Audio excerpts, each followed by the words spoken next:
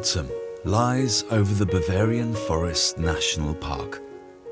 The low-lying sun lends the park a particular magic. No bird, not a sound echoes through the forests. Only the falling leaves interrupt the mysterious silence.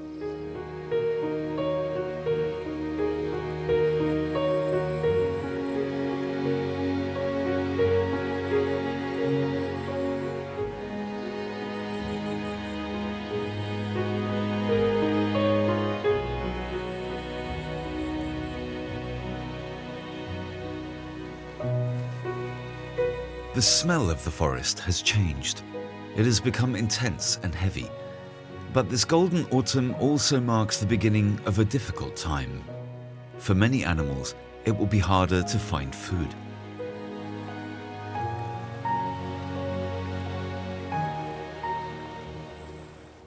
Even the lynx finds it harder to hunt for food in the snow. Over a dozen of these elegant cats are wandering through this border to the Czech Republic again. They were gone from the Bavarian forest for over 150 years, and sightings are still rare. It has had too many bad experiences with the predator man.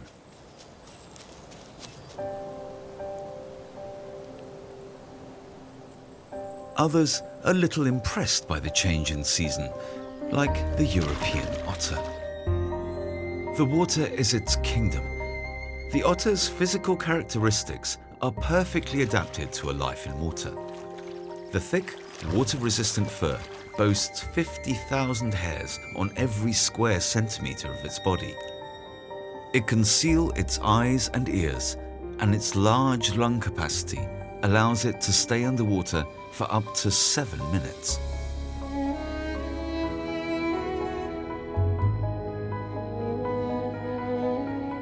The otter is a playful yet solitary mammal. The national park is only a part of the otter's original habitat.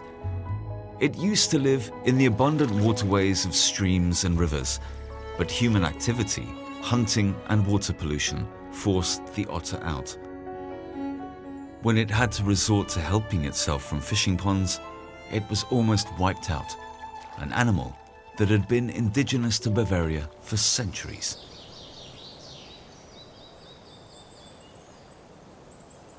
Autumn, the time of the mushroom. Their diversity and abundance is hard to grasp. A few species, like this fungus beetle, can finally afford to be picky. It depends on a very specific mushroom that only grows on wood at a particular point of decay. These conditions are rare and fleeting.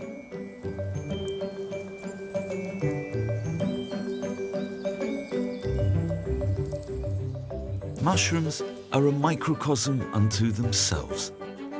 Being an able climber is an advantage, but only clean feet have enough traction, and regular preening is vital.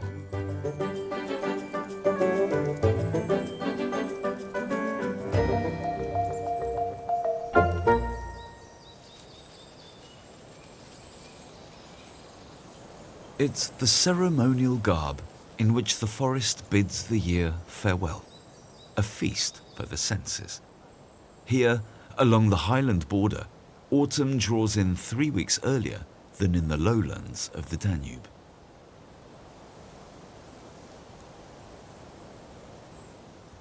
It's probably the last time this year that the common lizards will be able to sun themselves on the fallen tree trunks. They're only a few weeks old and still quite small. Even the common viper enjoys the sun's warm rays. The young lizards are too small a meal for the snake. No need for alarm or unnecessary movement. Lying flat on their stomachs, the lizards can soak up the heat stored in the wood.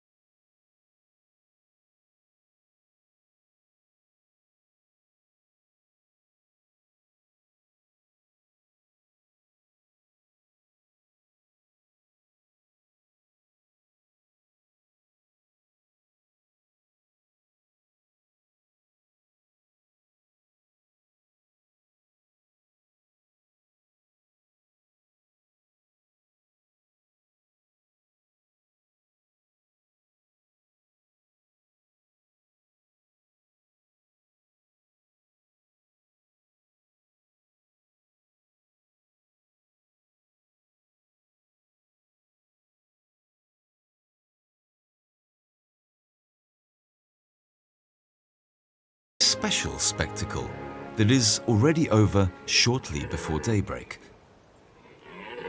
The rutting season. The roaring stags can be heard for kilometers through the young forest. This bizarre setting brings with it the end of the year. The dominant stag proudly presents its mighty antlers, showing off its strength. The young stag needs to come up with a strategy. He's caught the scent of a doe, chases her, and hopes this will give him a chance of action.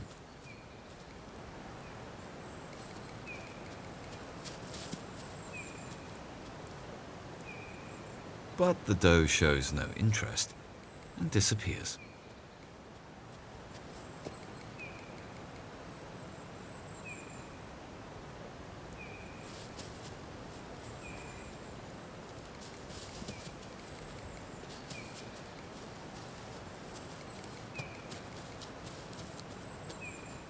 He only gives up the chase once she's well out of reach.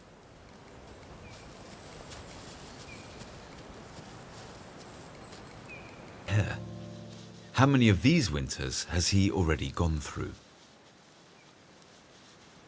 His face and fur show the signs of a long life of survival. In good conditions, the lynx can live for up to 15 years, but here, where even the water is frozen, things are a little different.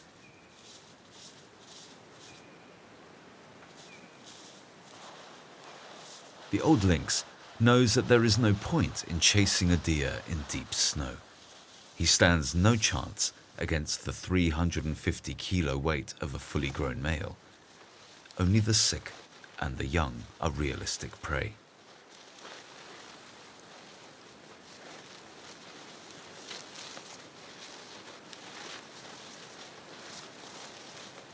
Red deer know they have nothing to fear from the lynx. Undeterred, they carry on their power struggles in the deep snow.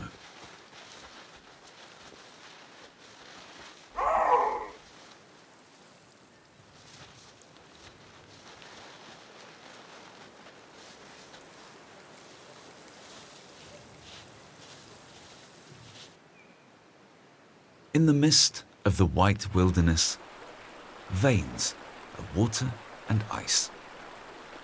Frost forces them to reduce their activity and spend several days in their hold. But sleep is far from the young otter's mind. This new material can even be made into shapes. To frolic so carelessly is not without its dangers. The lynx is not prowling through the forest for fun, but out of hunger.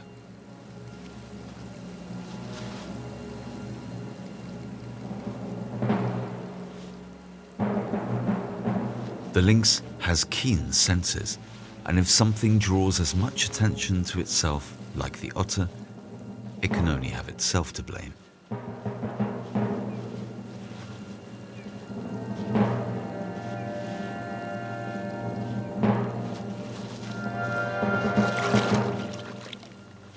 A quick escape for the otter. The lynx has to find his luck elsewhere. No mean feat in a forest covered in deep snow.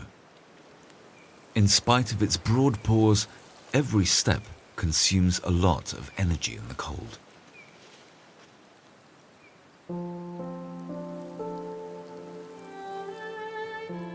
Only a few meters further, a natural wonder, as delicate as they are beautiful. Each a unique specimen, precious for a moment.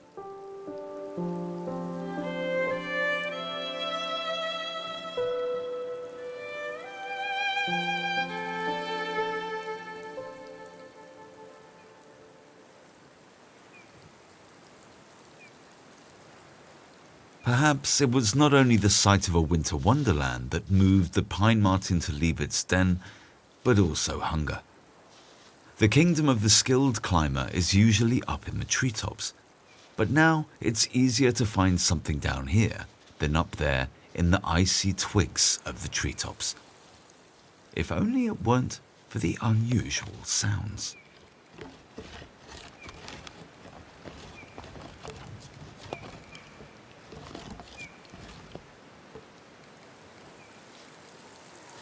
The hunt for food continues, but the deer can't shake its itch.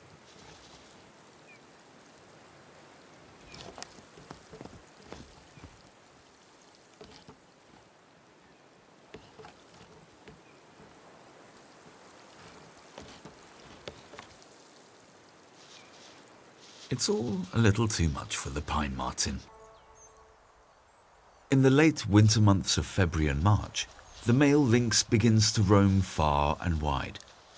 The lynx is a solitary creature, but it is now on the hunt for a female. Mating season has begun. As hopeless as it may seem to stumble across each other in the endless forest, the female lends a helping hand. She leaves a trail with her urine that puts the male on the right track.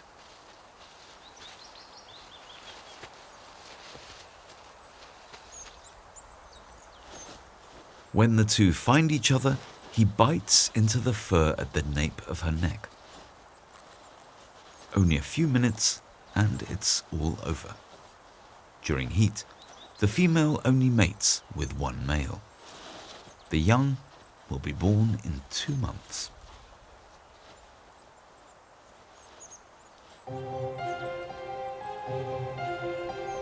Food, a blessing after the long, hard winter.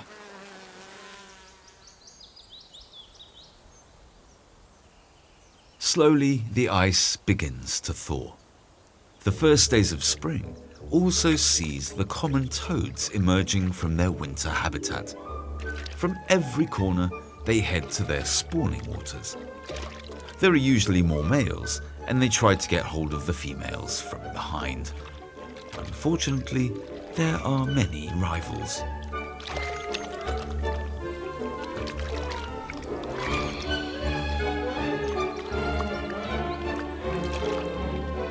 The lucky chosen female is defended by any means. But once it gets too much, flight is the only option.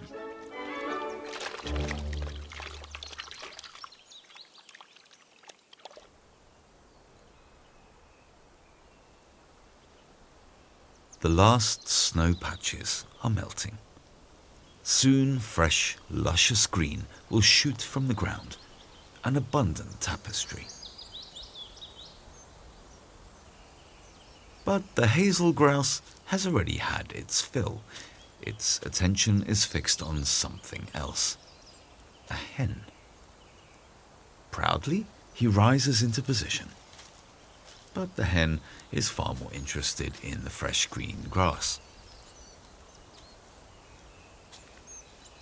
He's not giving up and follows her step for step. And again tries to impress her.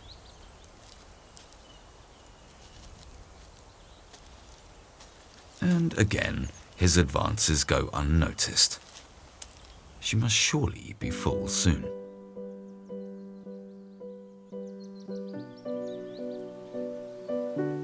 Spring is even slowly reaching the highlands.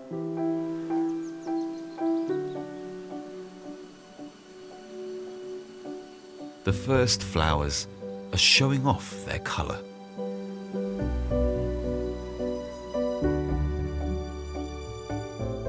Then, from almost one day to the next, nature boasts. Dead trees do not mean a dead forest.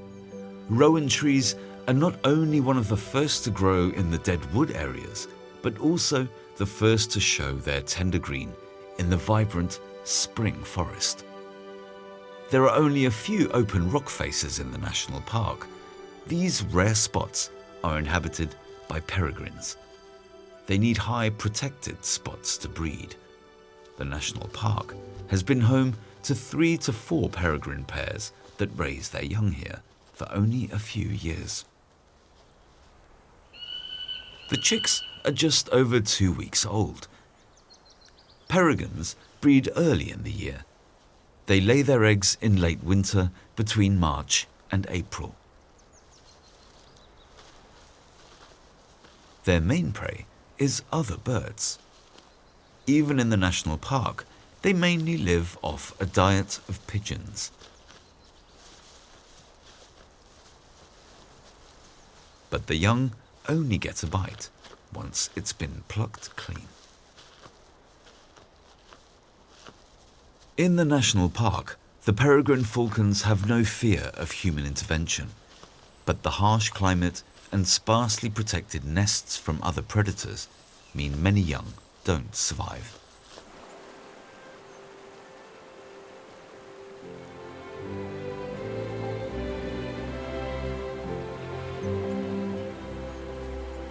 The chances of survival naturally rise if the nest is less exposed. One bird that makes the most of all the nooks and crannies in the forest is the small and bustling wren.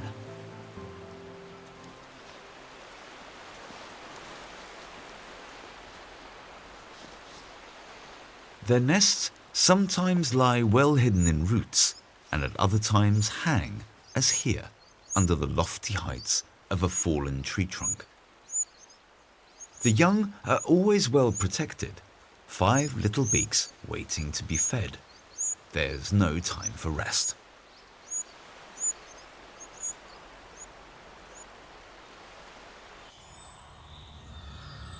The Ural owl has set its sights on something. A mouse. But it doesn't eat itself. It must have young to feed. For a long time, the Ural owl was the most mysterious inhabitant of the highlands. Measuring 60 centimeters, it is the second largest species of owl. For decades, it was considered extinct in the national park. Since 1975, the birds have been bred and released into the wild. Now there are over half a dozen breeding grounds. A slow success. Ural owls need unspoiled mountain forests, rich in beech with many dead trees. Here they breed in the old trunks. It's important that there are clearings close to their home in the forest. This is where their main prey lives in large numbers. Mice. The black woodpecker is often the Ural owl's neighbour. It also makes its home in the mixed woodland. It prefers to peck its home into the trunks of living beech trees. Of the 9 different woodpecker species in Germany, 7 reside in the Bavarian Forest National Park. 5 of them regularly breed here. To make sure the young black woodpeckers get their fill, the parents bring ants, wood wasps, as well as bark and longhorn beetles.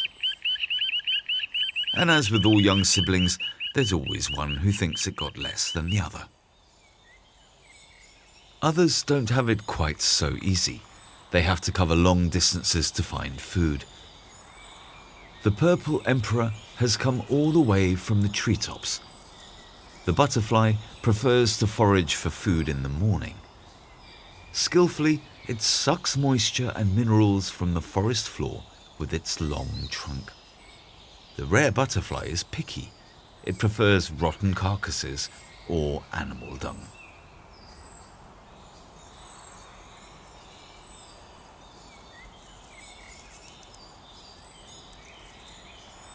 The European otter prefers fish, but it's not too picky.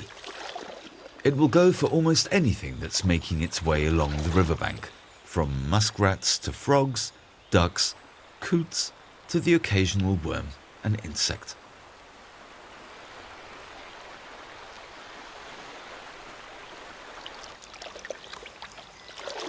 Which is why the wren should be careful. The bird is probably too quick for the otter, but the nest with the young ones could be a welcome alternative meal.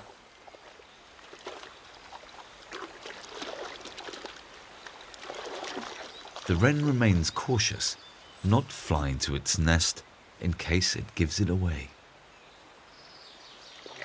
But the otter seems full and far more interested in playing in the water. Or maybe it's seen the nest and knows it's out of reach.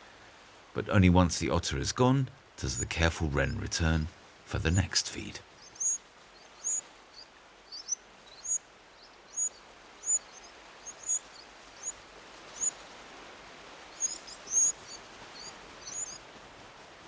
For another little bird, breeding season is in full swing.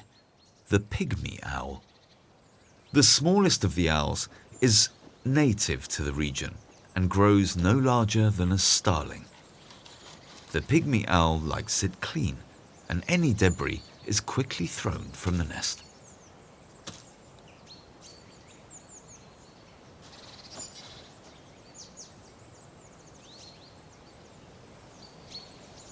The national park is home to around 50 breeding pairs of the small owl. They often use old woodpecker homes as their nest and start hunting at nightfall. Their behavior is unremarkable, and they are one of the most secretive dwellers of the forest. Quickly and with lightning speed, the small owl returns to its nest after hunting. During the summer months, a mighty thunderstorm is never far away.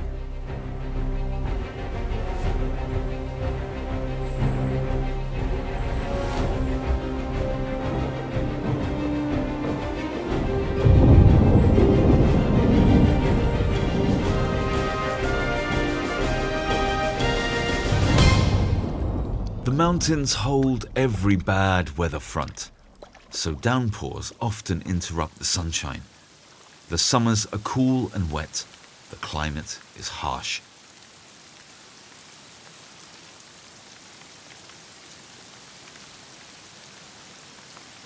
In the thick mist, the trees comb the water particles from the passing fog clouds. In the highlands, the amount of water gained through this method exceeds even that of rainfall. Real stroke of bad luck. Falling out of the protected nest in inhospitable weather, the fate of this young sparrowhawk. Whether he ventured too close to the edge or his mother accidentally nudged him out in her flight from the nest is now of little importance. Only a few meters above him, his siblings and his mother. They take no notice of him. She's busy feeding all the beaks that remain in the nest. A young sparrowhawk falling out of the nest is quite common. The losses are made up for by the high amount of offspring the bird has. The sparrowhawk has a bad reputation amongst bird lovers. The beautiful birds are keen predators.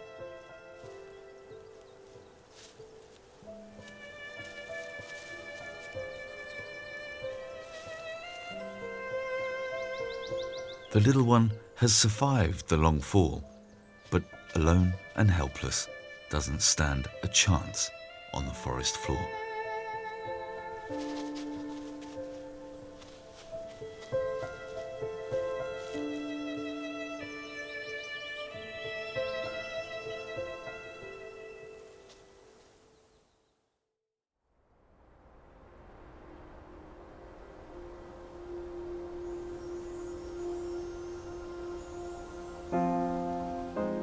A new day, and the problems of yesterday are forgotten.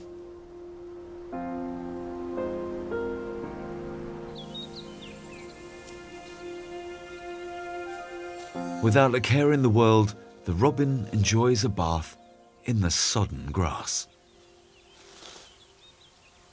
The wet blades allow for a thorough clean. Breakfast time. The rare capercaillie hen is already awake at this early hour. Not a reason for the robin to be disturbed from his bath.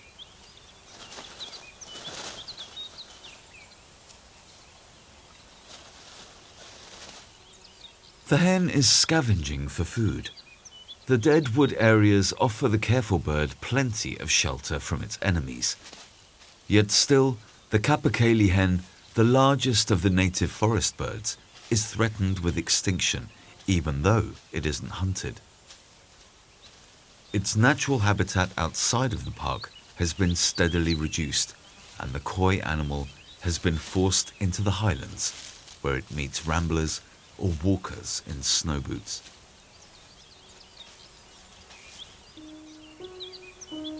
It will take some time until this spider has something to eat. It's still working on its deadly trap, as flawless as it is ingenious, perfected over millennia.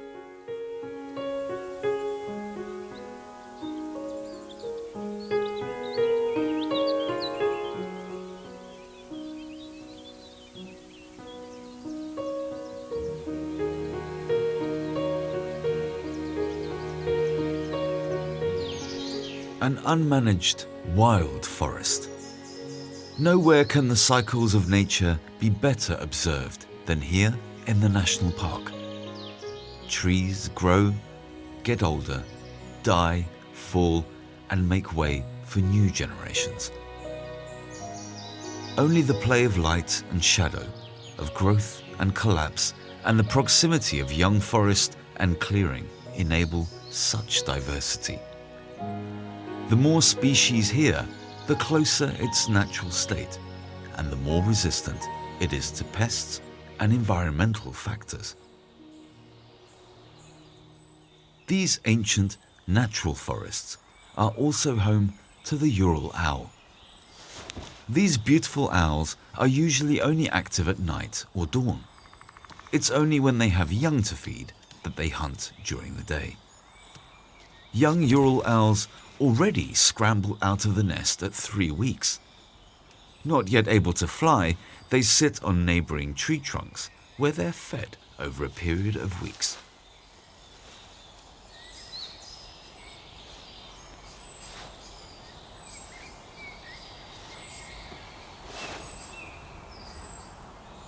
But that still doesn't guarantee a feeding.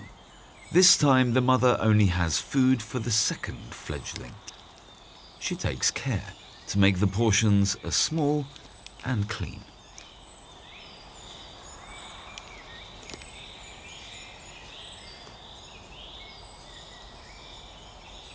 It's a time-consuming process that often takes too long for the little one. Like all young creatures, it still has to master patience. The Ural owls only leave their parents after 3 months.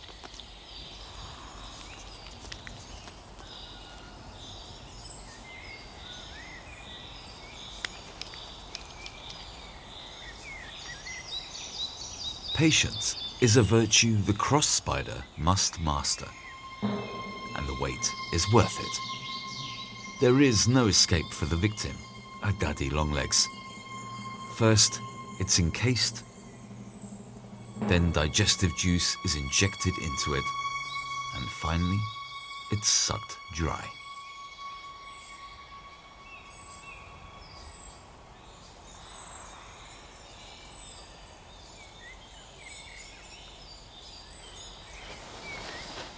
The end of June.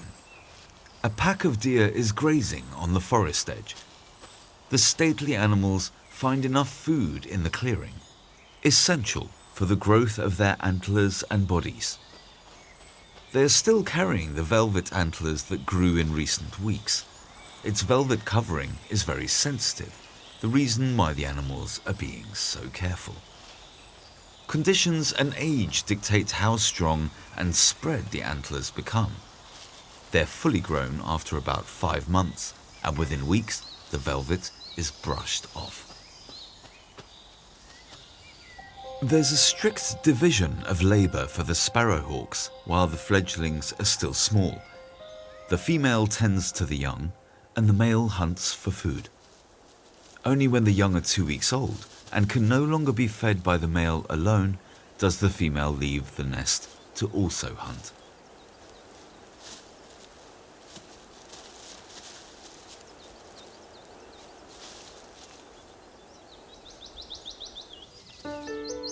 Summer in the highlands. The willow herb is in full bloom. Its roots keep the soil firm and protect the forest's new generation. Countless animals make the most from their plentiful supply of blossoms, and the occasional berry is also highly prized by those in the know.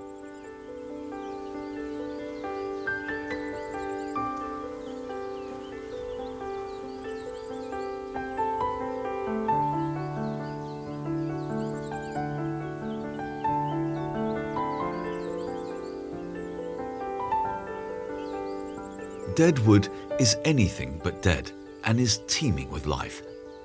Countless plants, mushrooms, and small animals use and take the wood apart. For beetles, it's not just food, but a shelter for their larvae.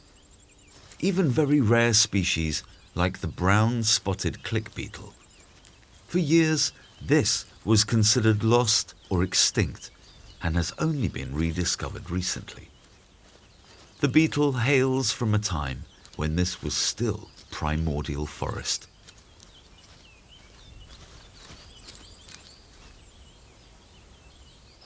The death of a tree giant offers living space for endangered animal species. Over decades, mushrooms, plants, and animals besiege the slowly degrading trunk. One day, it will disappear, and with it, the species that are dependent upon it, unless a tree nearby has also fallen to its natural death.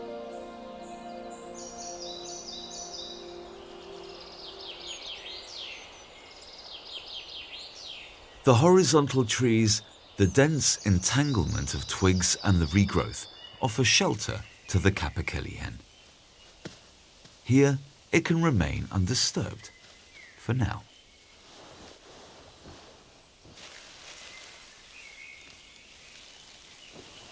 She has nothing to fear from the honey buzzard, yet its presence unsettles her.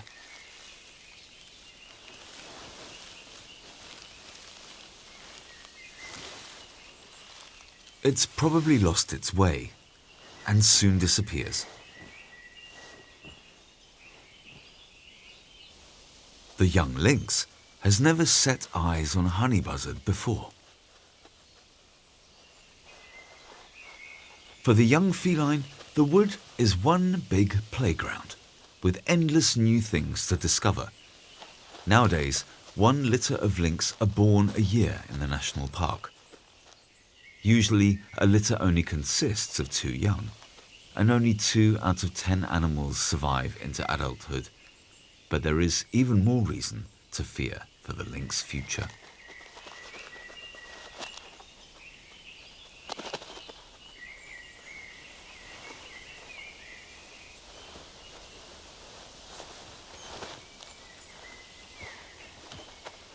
It's rare that a lynx which leaves the national park will survive. Although the animals are under protection, they're often poisoned or shot, despite hundreds of thousands of euros being spent on their protection and research. A sad reality in Bavaria, often unmentioned. Even the sparrowhawk is illegally hunted outside the national park. Only half the young survive beyond their first year, although other birds of prey and mid-air collisions are more to blame than human intervention.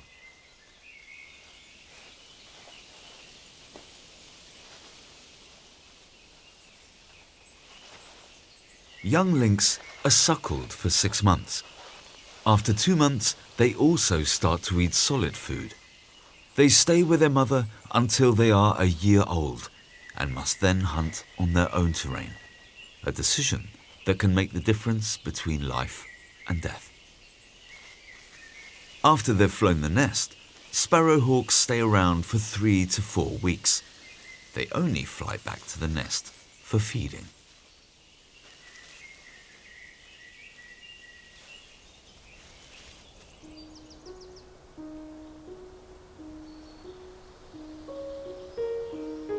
The shadows grow longer. The otter has chosen a comfortable spot for the night. Almost perfect if it weren't for the disturbance. the woodpecker still seems to be hungry. Because of hunting, the otter has become a nocturnal animal. In the national park, it feels safe. Here, it is often on the move during the day and can sleep at night.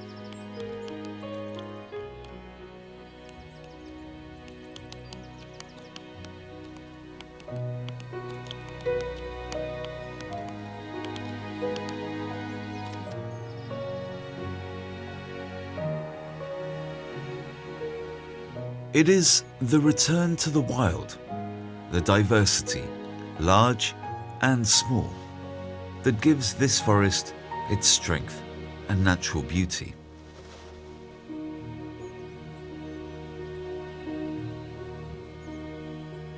Nature can flourish here without any disturbance, and has been able to do so for millennia.